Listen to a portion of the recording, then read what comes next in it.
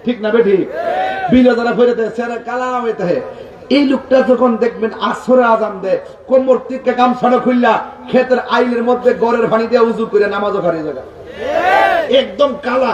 কিন্তু মরার পরে যখন জানাজার মাঠনে মানুষে কি ওই কেমন কালা আছেন বেড়ারা, কি সুন্দর একটা চেহারা বাইরে দেখছি, বাপ রে বাপ। রসুল কয় মরণের পরে যার চেহারাটা নুরানি নুরানি ভাব লাগবে, মনে রেখো এই মানুষটা আমি নবীর কালিমা পড়তে পড়তে মরণ হয়ে গেছে।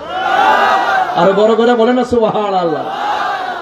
আমার নবী বলে যেই মানুষটার চেহারাটা এমন করে হলুদ হলুদ ভাব হইয়া থাকবে, মনে রাখবা এই মানুষটা আমি নবীর দিদারের মাধ্যমে মরণ হয়েছে।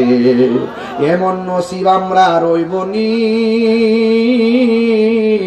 এমন নসিব আমরা বরিশালের আশেকদের হইবনি, মরণের কালে নবীর দিদার হইবনি গো আল্লাহ।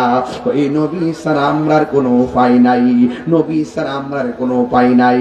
এই জন্য নবী বলেন আমি গুরুস্থানে গেলাম, যাইয়া দেখলাম সব কবরের নিচে, কবরবাসীর নিচে জান্নাতের গালিচা।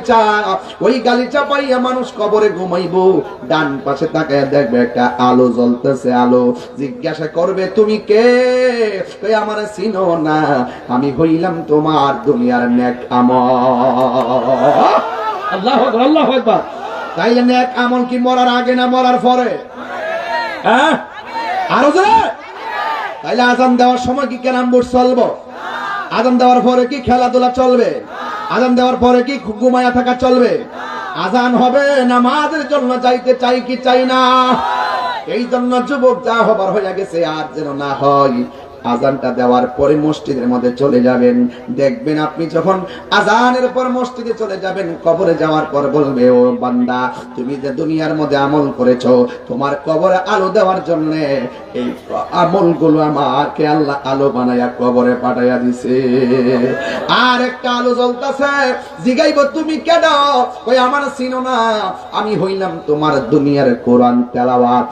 আল্লাহ আমারে পাঠাইছে তোমার কবরের মধ্যে আলো দেওয়ার জন্যে। যেই মাত্র দুইটা আলো দিব রে আমার বরিশালের বাবা, ওই মুহূর্তে বান্দা আরামে ঘুমায়া যাইব, আরামে ঘুমায়া যাইব। আর আমার নবী বলে সবাই ঘুমায় রইছে, আমি দেখি একটা কবরের মধ্যে আযাব হইতেছে। তখন আমার নবী ডাক দিয়ে কয় ও সাহাবারা, বাজারের মধ্যে যাও, বাজারের মধ্যে যায় ঘোষণা কইরা দাও এই নতুন গোরস্থানে যার যার মানুষ হইছে তারা যেন ওই কবরে পারে আইসা আইসা দাঁড়ায়া যায়, যার যার আপনজনদের কবরে দাঁড়ায়া যায়। সবাই ঘোষণা পাইলো।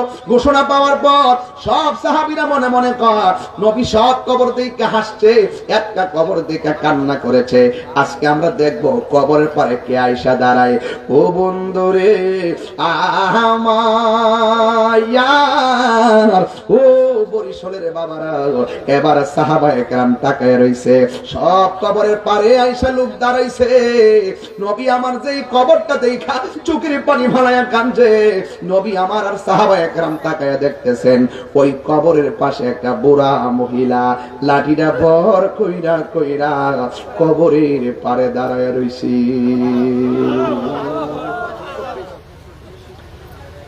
নবী আমার ডাক দিয়া বলে মা এই কবরটা কার? ওই মহিলা বলে নবী গো এই কবরটা আমার সন্তানের কবর। আমার নবী বলে মা এই গুরুস্থানে সবাই আনন্দে আছে, শুধুমাত্র তোমার সন্তানটা আযাবের কারণে কবরে কষ্টে আছে। যেই মাত্র বলছে কষ্ট আছে, ওই মুহূর্তে মা মুচকি মুচকি হাসতে শুরু করে দিয়েছে। এবার সাহাবীরা বলে মা আপনি আযাবের কথা শুনে কেন হাসতেছেন? ওই মহিলা বলে এই সন্তানটা আমার পেটের ভিতরে 10 মাস 10 দিন আমি পেটে ধারণ করেছি, এমন কোন রাত্র নাই লাথি মাইরা আমার ঘুম ভাঙে নাই। আর আমি যখন সন্তানটারে প্রসব করতে গেলাম, মানুষ বলছে আমি নাকি মইরাই গেছিলাম, সন্তান প্রসব করার পরে বেহুশ হয়ে গেলাম। এরপরে আমার সন্তানটারে আমি তুলে কুলে পিঠে করে মানুষ করলাম।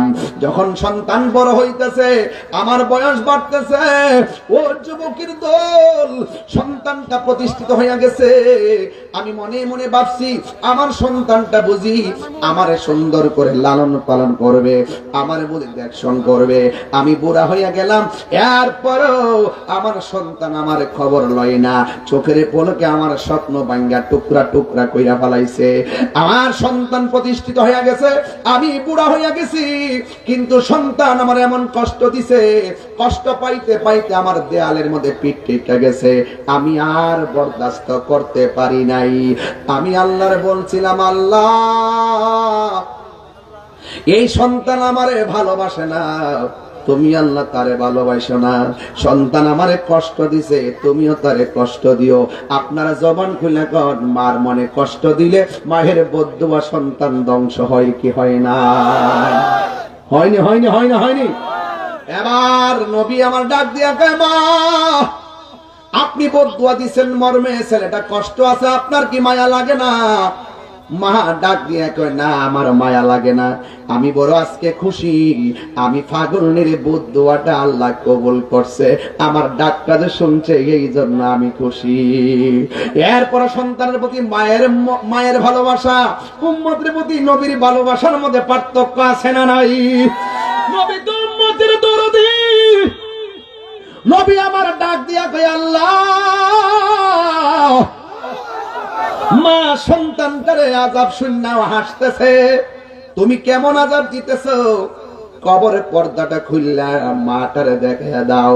আপনারা জবান খুলে বলেন, নবীর কথা আল্লাহ শুনে কি শুনে না? আমার নবীর কথা মুস্তাজিবুদ দাওয়া, পৃথিবীর মধ্যে কোন নবী রাসূল নাই। নবী আমার বলছে, আল্লাহ, এই সন্তানটা কেমনে কাঁদতেছে, শুধুমাত্র কান্নার আওয়াজটা শোনায়া দেন আর আযাবের দৃশ্যটা দেখায়া দেন। নবী আমার বলতে দেরি রে বাবা, ওই কবরের পর্দা আলোক হয়ে গেছে। মা তাকায়া দেখতেছে, সন্তানটা কবরের ভিতরে জাহান্নামের একটা চাটার উপরে এমন ভাবে কাঁদতেছে, মাসরিক থেকে মাগরিব, শিমাল থেকে জুনুব, সব পশু পাখি আযাব শুনতেছে। যেই মাত্র মা দুঃখিনী সন্তানের ডাইরেক্ট প্রকাশ্যে আযাবটা দেখতে বলাইছে। এবার আলমা ডাক দিয়ে গে, আল্লাহ, আগে যদি জানতাম আমি বদদুয়া দিলে আমার পুত্রে এমন ভাবে জ্বালাইবা, কোনদিন আমি সন্তানকে বদদুয়া দিতাম না। আল্লাহ, আমার সন্তান আমারে কষ্ট দিছে, আমি মা সব ভুইলা গেলাম। দেখছেন নি মা কেমন জিনিস, মা কেমন জিনিস। আমার নবী বলে, মা শুধু বলছে, আল্লাহ তুমি ক্ষমা করে দাও। এই কথা বলার পর আমার আল্লাহ সন্তানের কবরে জান্নাতের গালিচা বিছায়া দিয়েছে। জান্নাতের চাবি আমার মা, আমার গো, জান্নাতের চাবি আমার মা। সবাই সবাই, জান্নাতের চাবি আমার মা, মা গো, জান্নাতের চাবি আমার মা। মা যার বেঁচে নাই তার মতো দুঃখী নাই, মা যার দুঃখী নাই, খালা ফুফু মায়ের মতো না, মা গো, জান্নাতের চাবি আমার মা। ও আপুরে, মারে কষ্ট দিছো, এখন মা কবরে গেছে, মাপ চাইবা কেমনে? এই জন্য কষ্ট দেওয়ার আগে 100 বার চেষ্টা করবা। জীবনে কোনোদিন মা বাপরে আমরা কান্দাইতাম না। মার দোয়া সন্তানের জন্য কাজে লাগে কি লাগে না? এই আজকে যাই মার পায়ে ধরেন, দেখবেন মা নামাজে ছাড়িত বইয়া, বাপে নামাজে ছাড়িত বইয়া এমন ভাবে আপনার জন্য দোয়া করবে, দেখবেন যে আল্লাহ রাব্বুল আলামিন আপনার ওই দোয়ার কারণে আল্লাহ পাক আপনাকে বান্দা থেকে আমার আল্লাহর বন্ধু বানায় নিবে। জোরে কন্যা সুবহানাল্লাহ। আরো বরিশালের মানুষ জবানটা খুললে কন্যা সুবহানাল্লাহ। মার দোয়ার মূল্য কয়? ছেলে ছেলে, তোমার জন্য ওয়াজ চলতেছে, মার কথা বলার পরে যে ছেলে উঠতে যায়, এই ছেলে ভালো না।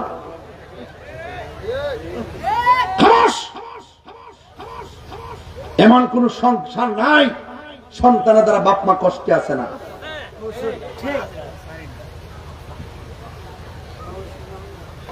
বাপটা শুধুমাত্র ইজ্জতের ডরে বাজারে যায় কয় না, সহ্য করে নেই। যে স্বপ্ন দেখছিল পোলারে বিয়ে করার পরে বউ ডাইন না হুজুর ভানি বানাই দিব, হুজুর ভানি বানাইবো, ওয়াক্তের তৃষ্ণা লাগলে ভানির তো দেয় না। কথা কোন ঠিক কিনা? আপনি ফাও মনে করতেছেন? বাপ মারা চোখের পানি ফেলায় কান্দায় ওসি ডিসি এসপি মন্ত্রী হয়ে যাবেন আর সুখ পাই লাইবেন? অসম্ভব। মা শুধু কইছে আল্লাহ আমার কষ্ট দিয়েছে, তুমি তারে কষ্ট দাও। তো মার আগে সন্তান মরে না?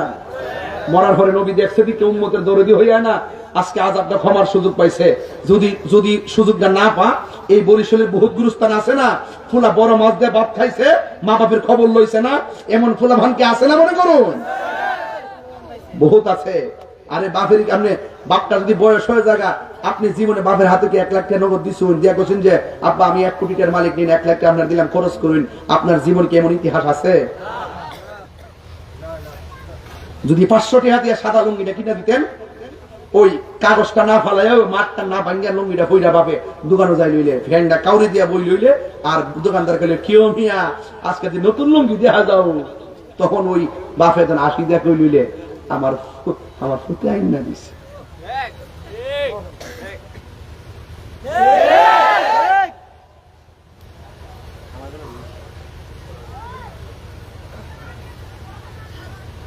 একটা হাদিস কমো, শুনবেননি? এই শুনবেননি? আতা ইবনে ইয়াসারিন, খুব মনোযোগ, যুবক লড়বেন না। আন ইবনে আব্বাস রাদিয়াল্লাহু তাআলা, হযরত ইবনে আব্বাস রাদিয়াল্লাহু তাআলা থেকে বর্ণিত, আন্নাহু আতাহু রাজুলুন, এক ব্যক্তি আব্দুল্লাহ ইবনে আব্বাস রাদিয়াল্লাহু তাআলা এর কাছে আসলেন। ফাকালা, অতঃপর বললেন, ইন্নী খাতাবতু ইমরাআতান, এই ইবনে আব্বাস অবশ্যই আমি একটা মেয়ের বিয়ের প্রস্তাব দিয়েছিলাম। ফা আবাত আন তানকিহানি, এই মেয়েটা আমার বিয়ের প্রস্তাবটা প্রত্যাখ্যান করেছেন। ওয়া খাতাবাহা গায়রি, আমার বিয়ের প্রস্তাবটা প্রত্যাখ্যান করলো আর একটা ছেলে মেয়েটারে বিয়ের প্রস্তাব দিয়েছে। ফা আহাব্বাত আন তানকিহাহু, প্রস্তাব দেওয়ার পর ওই ছেলের প্রস্তাবে মেয়েটা রাজি হয়ে গেছে। শুধুমাত্র রাজি হয় নাই, ছেলেটার সঙ্গে মেয়েটার বিয়ে হয়ে গেছে। ফাগিরিতু আলাইহা ফাকাতালতুহা, এই মর্মে আমি অনেক রাগ করেছি, রাগ কইরা মেয়েটার হত্যা কইরা ফেলাইছি। পাহাল্লি মিন তাওবাতিন, আমার কোন তওবার দরজা খোলা আছে কিনা? এই কথা বলার পরে ক্বালা ইবনে আব্বাস রাদিয়াল্লাহু তাআলা আনহু বলেন, উম্মুকা হাইয়াতুন, তোমার মা জিন্দা আছেনি? ক্বালা শাবাব, ছেলেটা বলতেছে লা, আমার আম্মা জীবিত নাই। ক্বালা ইবনে আব্বাস রাদিয়াল্লাহু তাআলা আনহু বলেন, তুবু ইলাল্লাহি আযজা ওয়া জাল্লা, তুমি আল্লাহর কাছে তওবা করো, ওয়া তাকাররাব ইলাইহি মাসতাতা'তা, অথবা তোমার সাধ্য অনুযায়ী তুমি যখন আল্লাহর কাছে তওবা করবে তখন আমার আল্লাহ তোমাকে কাছে টেনে নিতে পারেন। এই কথা বলার পর আতা ইবনে ইয়াসির বলতেছেন, ফাযাহাবতু, আমি গেলাম, ফাসাআলতু ইবনে আব্বাস, আমি আব্বাস রাদিয়াল্লাহু তাআলা আনহুকে জিজ্ঞেস করেছি, আমি বললাম, লেমা সাআলতাহু আন হায়াতি উম্মিহি, ও আব্দুল্লাহ ইবনে আব্বাস, ছেলেটা মেয়েকে বিয়ের প্রস্তাব দিল, মেয়েটা প্রস্তাব ফিরাইয়া দিল, আরেকটা ছেলে মেয়ের প্রস্তাব করলো, মেয়েটা রাজি হইয়া বিয়ে হয়ে গেল। এই মর্মে প্রথম ছেলেটা রাগ কইরা মেয়েটারে বাইরে ফালাইছে। আপনি বলছেন তুব ইলাল্লাহি আযজা ওয়া জাল্লা, তুমি আল্লাহর কাছে তওবা করো।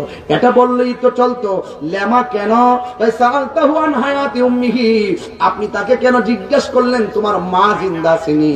হত্যার সাথে মা জিন্দার সম্পর্ক কি? ফাকালা ইবনে আব্বাস, আব্বাস রাদিয়াল্লাহু তাআলা আনহু বলেন, ইন্নী আ'লামু আমালান আকরাবা ইলাল্লাহি আযজা ওয়া জাল্লা, আমি যতটুকু জানি আর চাইতে বড় কোনো আমল হতে পারে না আল্লাহর কাছে, মিন বিদিল ওয়ালিদা, সন্তান কর্তৃক বাবাকে সম্মান করলে, সন্তান মা বাবাকে আনুগত্য করলে যেই সওয়াবটা হবে, যেই উসিলাটা হবে, এর চাইতে বড় কোনো আমল আর আমি দেখি না। জোরে জোরে কি সুবহানাল্লাহ বলা যাবে না? অর্থটা ওই সিনিয়ে তুলছি যে, হ্যাঁ ওইসে কাছ লাগলে কয়েন ওই 22 চল বই রইছে, একদম আগামাথা বুঝাইয়া দিয়ে গেলাম। দেখেন, সন্তান খুন করছে, সাহাবা জিগায় তোমার মা চিনি কোন, তো এটার লোক এটা সম্পর্ক কি? কারণ সাহাবা জানে যে সন্তান অন্যায় করলো, গোপনে যায় যদি আম্মা গো আমি তো একটা অন্যায় কইরা ফেলাইছি, আমি তো একজনের মাকে, একজনের সন্তানকে মাইরা ফেলাইছি, আম্মা ও আম্মা, আম্মা গো ও আম্মা, আপনি একটু আমারে মাফ করে দিয়েন। আচ্ছা কোন তো দেখি, একটু জবানটা খুলে কোন তো দেখি। মা যখন সন্তানের লেগে দোয়া করে, এটার মাঝখানে কি কোনো পর্দা থাকে? পর্দা থাকে? আচ্ছা ধরেন আপনার 104 জ্বর, সব মানুষ আমরা দেখতে আসতেছে, মাথা পানি ডালতেছে, আর মা ফাঁকে দেয় খালি মাথা কপালের মধ্যে হাতটা লাগাইছে, হাতটা লাগাইছে। দেখবেন ওষুধ লাগে না, মার পরশটা লাগলে সন্তান একদম আগুন থেকে পানি হয়ে যায়। কথা বলেন ঠিক কিনা? এই মা যার সংসারে নাই, এই যে আগের হুজুর বিষয় দিয়েছিলেন, আমি গর্তে শুনছি হুজুর সময়ের কারণে ঢুকতে পারে নাই, আমি একটু ফিনিশিং দিয়ে যাচ্ছি। আমি আগে বাইরে বলছি, আজকের ওয়াজ হবে ইবাদত আর হলো খেদমত। আমি কিন্তু চেষ্টা করতেছি আপনাদেরকে একটু বাড়িতে নিয়ে যাওয়ার মতন ওয়াজ। বলুন তো দেখি, প্রস্রাব করে ডিলাক্লো ব্যবহার করার দরকার আছে না নাই? যদি কেউ ব্যবহার না করে শাস্তি আছে না নাই? আচ্ছা চুগুলখুরি করলে শাস্তি আছে না নাই? আচ্ছা আমরা মা বাবার খেদমত চাই কি চাই না? আরেকটা কথা বলুন, ইমানদাররা দুনিয়াকে কি জেলখানা মনে করে না বালাখানা মনে করে? জেলখানা মনে করে। এই জন্য दुनियादारी दुनिया के लिए आखिरत बर्बाद ना करो, किसी इंसान को खुश करने के लिए अल्लाह को नाराज ना करो। दुनिया दुनिया करे आखिरत के बर्बाद करा जाबे ना, किसी इंसान को खुश करने के लिए अल्लाह को नाराज ना करो। दुनियार कोनो मानुषके खुशी करते गिये আল্লাহকে বেজার করা যাবে না। মান্নাহুল মাওলা ফালাহুল কুল, যেই ব্যক্তি আল্লাহর হয়ে যায় সারা পৃথিবী তার হয়ে যায়। এটা কি বিশ্বাস হয়? আপনি যদি আল্লাহর দিকে হাইটা হাইটা যান, আল্লাহর রহমত আপনার দিকে দৌড়ায় দৌড়ায় আসবে। রাবিয়া বসরি বলতেছেন, আমি আর কত খানায় কাবার কথা মুখে মুখে বলবো। ইন্নী ওয়াজহাতু ওয়াজহিয়া লিল্লাযী ফাতারাস সামাওয়াতি ওয়াল আরদা হানিফা ওয়া মা আনা মিনাল মুশরিকিন। আমি আর কত কাবার দিকে তাকিয়ে নামাজ পড়বো। এবার মন চাচ্ছে কাবাকে বুকে নিয়ে নামাজ পড়বো। চলে গেছে খানায় কাবায়, রওনা হয়ে গেছে। রাবিয়া বসরি কি তা আমাদের বৈশলে রাবিয়ার মতো? হ্যাঁ, এই রাবিয়া 2-4টা কদম দিয়া দিয়া রেস্ট নে, নিয়া নিয়া 2 রাকাত নামাজ পড়ে মুরাকাবা করে, আবার কয়েকটা কদম দিয়া রেস্ট নে, নিয়ে আবার নামাজ পড়ে মুরাকাবা করে। এইভাবে তিনি রওনা দিচ্ছে, আমি কাবার যাব। যদি কাবায় যাইতে যায় মিনিমাম কয়েক বছর লাগবে এইভাবে গেলে। এই হাঁটা যেটা রওনা দিছে, দেওয়ার পরে শেষ পর্যন্ত এইভাবে তিনি কি করেছেন, আল্লাহু আকবার নামাজ টামাজ পড়ে মুরাকাবা করতেছেন। হঠাৎ করে চোখের মধ্যে একটা মুরাকাবার মধ্যে ভাব আইসা গেছে, ভাব আইসা গেছে। তখন তিনি ওই চোখের মধ্যে তন্দ্রা লেগে যাওয়ার পরে হঠাৎ করে তিনি দেখতেছেন কাবা ঘর রাবিয়া বসরির সামনে হাজির হয়ে গেছে। এবার রাবিয়া বসরি প্রশ্ন করে, কাবা আমি রওনা দিছি, কাবায় যাব, তুমি দি চলে এসেছো, তার কারণটা কি? আমি আসি নাই, আল্লাহ আমাকে আপনার কাছে পাঠিয়ে দিয়েছে। এবার বলতেছে, ঠিক আছে তুমি এসেছো, তবে আজকে একটা জিনিসের প্রমাণ পাইলাম। জোরে কয়, কি পাইলাম? কয় প্রমাণ পাইলাম। কয় কি প্রমাণ? ওই যে দলিলের মধ্যে আছে, কোন বান্দা যদি আল্লাহকে পাওয়ার জন্য হেঁটে হেঁটে যাই, আল্লাহর রহমত দৌড়ায় আসে। আমার বুঝতে বাকি না, আমি হেঁটে রওনা দিয়েছিলাম মালিকের জন্য, মালিক রাজি হইয়া দৌড়ায় তোমাকে পাঠাই দিয়েছে। রাবিয়া বসরির এক সাধক বলতেছে, রাবিয়া আর কত আপনি যদি আল্লাহকে পেতে চান, আল্লাহর রহমতের দরজায় আপনি দরজার মধ্যে টোকা দিতে থাকেন, টোকা দিতে থাকেন, একদিন না একদিন আল্লাহ রহমতের দরজা খুলবে, একদিন না একদিন আল্লাহ রহমতের দরজা খুলবে, একদিন না একদিন আল্লাহ পাক রহমতের দরজা খুলবে। হ্যাঁ, শুধুমাত্র তাই নয়, আপনি দেখবেন দরজা খোলার পরে আপনি আল্লাহর নিয়ামত পেয়ে যাবেন। তখন সাধকের উত্তরটা কি দিছে শুনেন। সাধককে তো বলতে পারতো, হ হ ঠিকই, আমরা আল্লাহ বলছেন ওয়াবতাগু ইলাইহিল ওয়াসিলা, ওসিলা তালাশ করো। আল্লাহ বলছেন লা তাকনাতু মির রাহমাতিল্লাহ, আল্লাহ রহমত থেকে নিরাশ হয় না। এজন্য সবসময় রহমতের দরজা সদালি টুকাই দিব। কোন সময় খুলবো? টুকা দিতে দিতে দিতে কৈশোর জায়গা, টুকা দিতে দিতে দিতে যৌবন জায়গা, টুকা দিতে দিতে দিতে বুড়া কাল হয়ে জায়গা, টুকা দিতে দিতে দিতে মরণ হয়ে জায়গা। তাইলে কি আর দেখা পাইবেন? সাধক কয় না, পাইতাম না। রাবিয়া ডাক দেখে, টুকাটুকির দরকার নাই, যার লাগে 24 ঘন্টা খোলা থাকে, তার আবার টুকা দেওয়া কিসে? তো ওই রাবিয়ার রাত্র 3টা বাজলে এই ওয়াজ করলাম, যেহেতু রাত্র সন্ধ্যা রাত আর এই দিক দিয়ে গেলাম না। তবে একটা কথা কইয়া দেওয়া যায়, রাবিয়ার গোসলে সুর ঢুকছে, সুর ঢুকার পরে দরজাটা খুললা রাখছে। সুরে ঢুকলে কি দরজা লাগায় চুরি করে? দরজা খুললা চুরি করে টের ফেলে যেতে ওইটা দৌড় দিতে, দরজাটা খুললা সুন্দর করে ভিতরে ঢুকিয়া রাবিয়া বসে চাদরটারে ধরছে, চুরি করে লয়ে যাবো গা। যে চাদরটা গায়ের মধ্যে ফেস দিয়া নামাজটা করে, চাদরটা হাতে লয়ে বাইরিব, এমনি ঢুকছে, ঢুকিয়া চাদরটা এমনি হাতে লইছে, লইয়া যখন বাইরিব দেখে দরজা খুঁজা পানা। সুবহানাল্লাহ বলে, সুবহানাল্লাহ বলে, আর আওয়াজ করে কোন গেলে সুবহানাল্লাহ বলে। দরজা খুঁজা পায় না। এবার হঠাৎ করে উপর থেকে আওয়াজ আসছে, ডাক দিয়ে কই, এই সূরা কই চুরি করতে আইছস, তাড়াতাড়ি যদি দরজা খুঁজা পাইতে চাস তাইলে তাড়াতাড়ি চাদরটা রাখিয়া দে। এবার সূরা ডাক দিয়ে কই, মা আমি দিনের বেলা থেকে চেক দিতেছি, বাড়িতে কেউ আসেনি, দিনও দেখছি বাড়িতে কেউ নাই, সন্ধ্যায় দেখছি বাড়িতে কেউ নাই, রাত্রে দেখছি বাড়িতে কেউ নাই, মানুষ করতে কথা কয় আমরা চিনস না, আমরা আল্লাহ পাক রাবিয়ার বাড়ির পাহারাদার বানাই রাখছি। আর জোরে কর না সুবহানাল্লাহ, আর বড় করে কেন আল্লাহু আকবার কর না। এবার রাবিয়া বসরি, এবার ওই আগন্ত ওই লোকে বলতেছে, রাবিয়া ওই এই চোর তাড়াতাড়ি চাদরটা থইলে রাস্তা পাইবি, নাইলে কিয়ামত হয়ে যাবে। দরজা করলাম কুচা পাইতেন।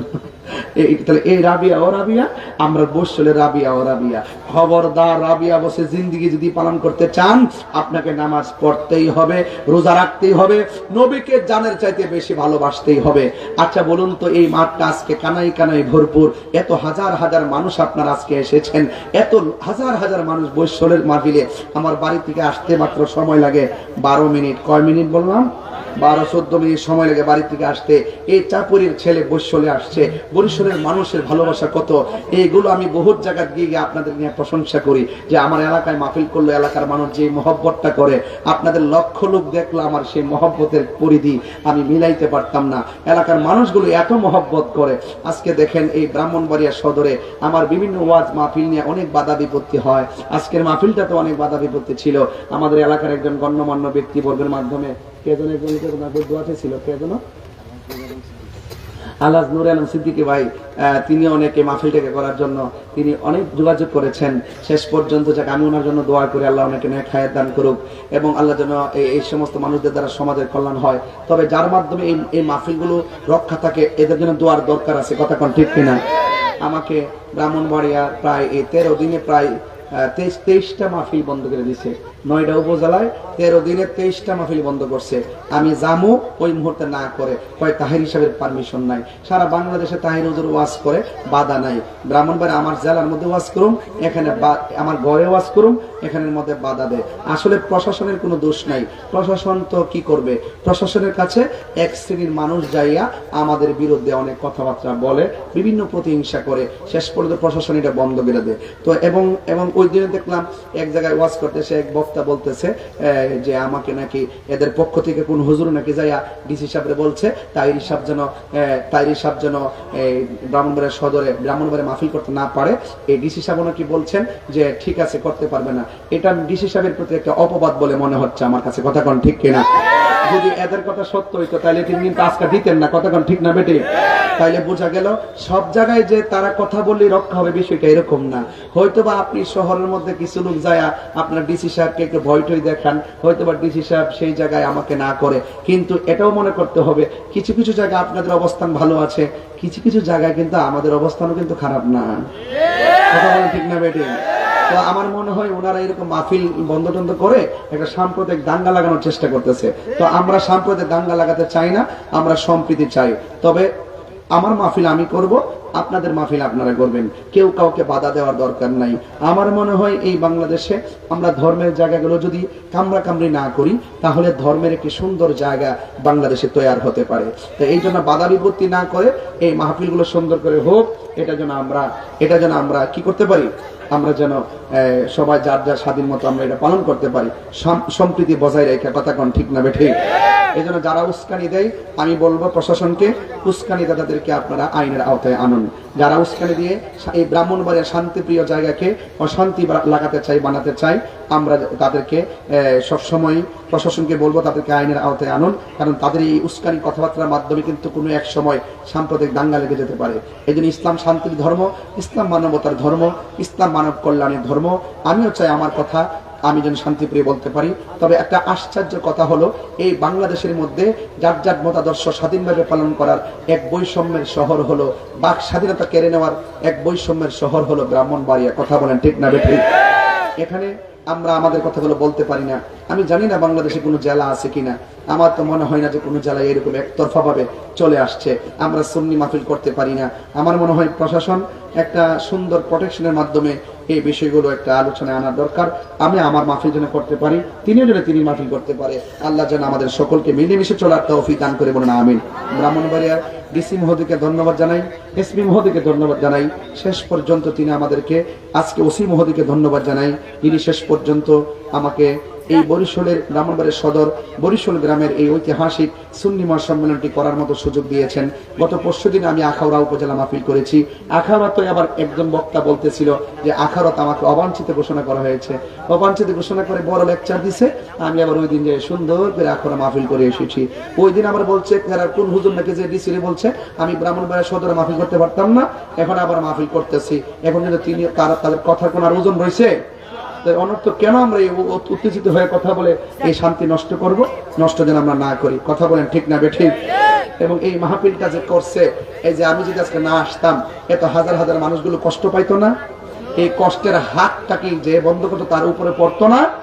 এই জন্য মানুষকে কষ্ট দিবেন না। মানুষের বদদোয়া কিন্তু লাগে, অভিশাপ কিন্তু লাগে। কথা বুঝেননি? কথা বুঝেন ইনশাআল্লাহ? আর আপনি কোথায় বাধা দিতেছেন? এই ক্ষমতা চিরস্থায়ী নয়। আপনি জোর আছে বলে ক্ষমতা দেখাবেন না, হ্যাঁ, এগুলো করবেন না, এগুলো করা ভালো না। তবে আসুন, এই মাহফিলটা এত সুন্দর করে সাজাইছেন, এত সুন্দর করে মাহফিলটা সাজাইছেন, আপনারা বলুন তো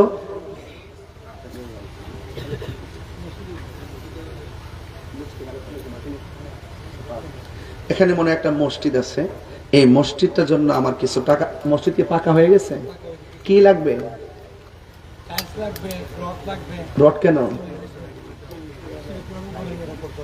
আচ্ছা, উপরে রডটা, আগে টাইলসটা নেই, টাইলসটা হয়ে যাবে। হ্যাঁ, সিঁড়িটা আবার পরের বছর করেন।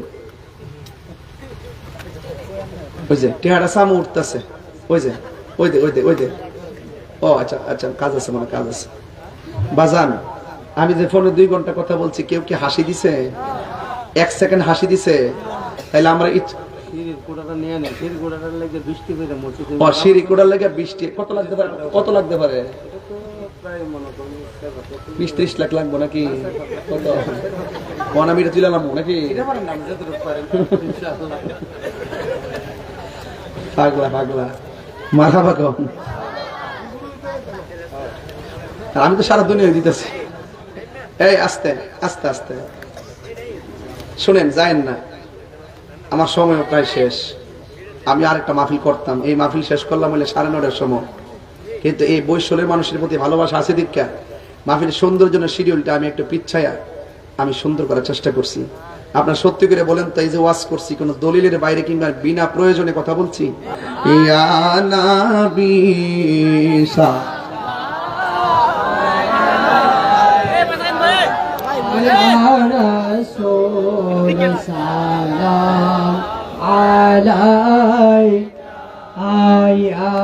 আপনারা দয়া করে আপনাদের অ্যাড্রেসটা দিয়ে দিন, গ্রাম কোন জায়গায়, বাড়ি কোথায়, আপনার পিতার নাম, নাম্বারটা দয়া করে দিয়ে দিন।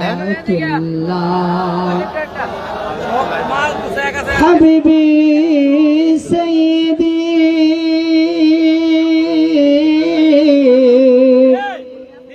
ইয়া রাসূলুল্লাহ মেরে আকা ইয়া হাবিবাল্লাহ আজানে শুনি আপনার নাম, কালমায় পড়ি আপনার নাম, নামাজে আপনাকে সালাম, আপনি যে নূরে মোজাসামিয়ানা সালামু আলাইকা ইয়া রাসূল, সালামু আলাইকা ইয়া হাবিব, সালামু আলাইকা সালাওয়াতুল্লাহ আলাইকা নবীজি। ও গো মায়া নবীজি, আমরা আজকের বরিশাল ময়দানে দাঁড়ায় গো এই মাহফিলে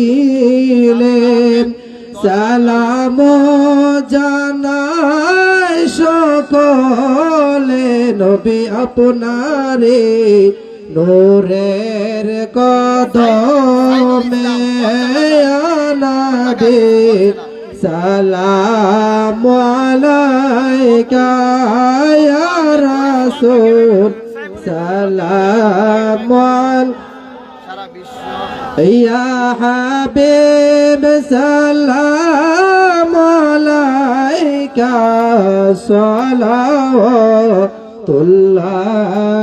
আলাইকা ولا بكماله كشف الدجى সাইফুল ইসলাম عليه وآله سلموا يا قوم بل صلوا على سد الأمين مصطفى ما إلا رحمة للعالمين اللهم صل وسلم وبارك عليه সম্মানিত সুন্নি জনতা সকল ইবাদতের মদত হচ্ছে দোয়া আর দোয়া মুখল ইবাদত মাগরিবের পর থেকে প্রতি যে আলোচনা শুনেছেন এখন আমরা দোয়া করব দোয়ার মাধ্যমে মাহফিল আমরা পরিসমাপ্ত করব আমি আজকে যিনি প্রধান অতিথি এই আন্তর্জাতিক সম্পন্ন মুফতি হাজরত মাওলানা গিয়াসউদ্দিন তাহির সাহেব হুজুরের কাছে আমাদের বিনীত অনুরোধ বিদেশ থেকে অনেকে টাকা দিয়েছেন পরামর্শ দিয়ে বুদ্ধি দিয়েছেন মুরব্বিয়ানদের পরামর্শক্রমে মাহফুদিনের সাহায্য সুবিধা করেছেন এত সুন্দর একটা আয়োজন করেছেন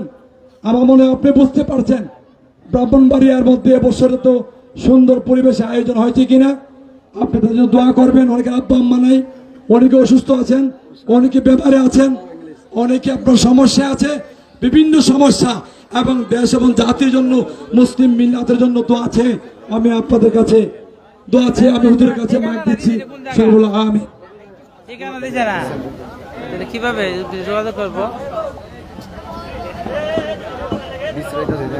বিসমিল্লাহির রহমানির রহিম আসসালামু আলাইকুম আমি মোহাম্মদ রাজীব আহমেদ আমার বাড়ি হলো কালিসীমা সদর আমার চাচা হলো আলহাজ নুরে আলম সিদ্দিকী ব্রাহ্মণবাড়িয়া সদর ও বিজয়নগর উপজেলার এমপি পদপ্রার্থী উনি আপনাদেরকে সালাম জানাইছে আপনারা দয়া করে ওনার জন্য দোয়া করিবেন জি আসসালামু আলাইকুম থ্যাংক ইউ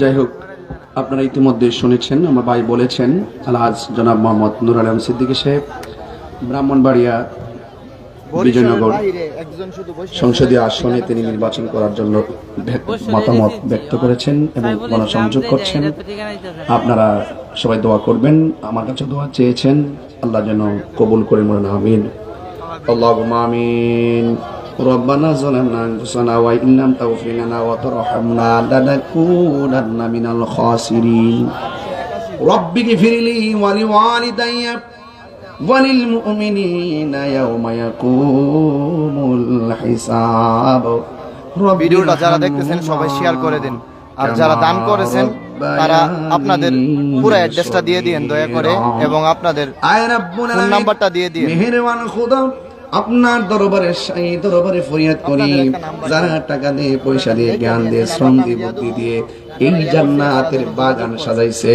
আল্লাহ মেহেরবানি করে আপনি মাহফিল আল্লাহ জান্নাতের বাগানের খেদমতকে আপনি কবুল আর মঞ্জুর করে নেন জানি না কার জানে আব্বা নাই কার জানে আম্মা নাই দাদা নাই দাদি নাই ওই আব্বা আম্মার কবরটাকে জান্নাতের বাগান বানাইয়া দেন পর্দার আড়ালে অনেক মা বোনরা হাত বাড়াইয়া দিছে আল্লাহ মা বোনদেরকে আবেদ সালেহা বানাইয়া দেন আল্লাহুম্মা আফিনি ফি বাদানি اللهم عافني في بصري اللهم عافني في سمعي اللهم احفظ المسجد الأقصى اللهم احفظ المسلمين الفلسطين اللهم احفظني من كل بلاء الدنيا وعذاب الآخرة رب ارحمهما كما ربياني صغيرا আল্লাহ মির মাহফিল কমিটিদের এই পরিশ্রমকে আপনি কবুল করে নেন আল্লাহ আলহাজ নূর আলম সিদ্দিকী ভাই দোয়া চেয়েছেন আল্লাহ আপনি কবুল আর মঞ্জুর করে নেন দোয়া চাইছে যত, নাম ধরে বলবো কত। আমার এক বাবা তার স্ত্রীর জন্য দোয়া চেয়েছেন, আরেক মুরব্বী এসে হাদিয়া দিয়ে দোয়া চেয়েছেন। আল্লাহ মেহেরবানি করে আজকে আমরা যেমনে বসাইছো এমন ভাবে নবীর কদমে জান্নাতে বসাইয়া রাখিও। আমার বরিশালের বাবারা, ঘাটিয়ারের বাবারা, জবানটা খুলে গন্না আল্লাহ আল্লাহ আল্লাহ। বন্ধু নাই রে বান্ধব না, নাম্বারটা দয়া করে দয়া করে এই নাম্বারে যোগাযোগ করুন, আমি লিখে সে দিচ্ছি। জাগার বন্ধু মস্ত কবরেরই আজাব যদি মানুষ দেখি তো লা লা লা লা লা লা। আরে কবরে আজাব যদি মানুষ দেখি তো গরবারি রিয়া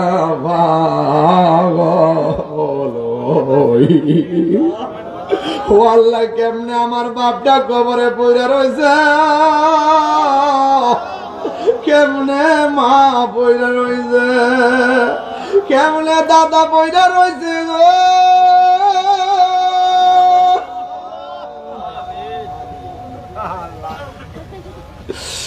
আল্লাহ ওই গুরুস্থানের কবরে রাজা মাফ করে দাও। আল্লাহ আমরা আজকে যেমনে বসাইছো এমন ভাবে নবীর কদমে জান্নাতে বসায় রাখিও। মসজিদে প্রায় 1 লক্ষ টাকা দান করছে। আল্লাহ মেহেরবানি করে দানকারীদের দান কবুল করে নেন। রোগ থাকলে ভালো করে দেন, অভাব থাকলে দূর করে দেন। ফিলিস্তিনের মুসলমানদেরকে আপনি রহমত নাজিল করেন, বাংলাদেশে খাস রহমত আর বরকত নাজিল করে দেন।